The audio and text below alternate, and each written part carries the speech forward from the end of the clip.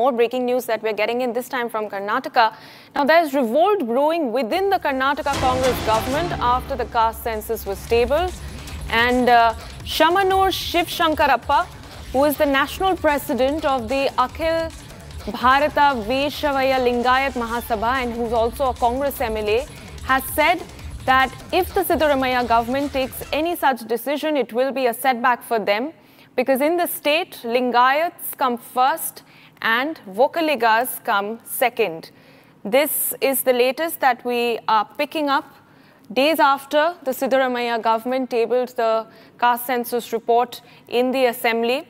Now we understand that there is a revolt within the Congress government in the state, and the Lingayat communities and members of the Vocaliga communities have now openly expressed their discontent with the caste census report. Abhishek, my colleague, joins me from Bengaluru for more on this. Abhishek, what has really prompted this statement from the Congress MLA, and what is it that the party, those who are discontent with the caste census report, is contending?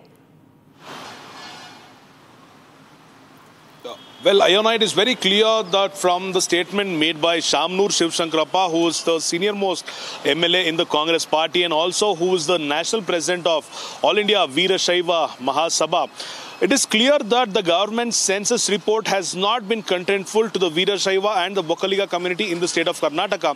We've seen major developments in the last week, whereas the Vocaligas are actually meeting in various other places, be it politically, be it with respect to the caste. And also, we've seen Veerashaiva Mahasabha also having meetings over meetings to make sure that Siddaramaiah's government will not accept the report of 2014 and 15, which was started by Kantaraju Commission and which was submitted by Jaiprakash Hegde's commission. So, on another note, it is very clear that the Veerashaiva or the Lingayat community and also the Vocaliga community, along with the Brahmana community of Karnataka, are against this report because they feel this census has been conducted in the most unscientific way.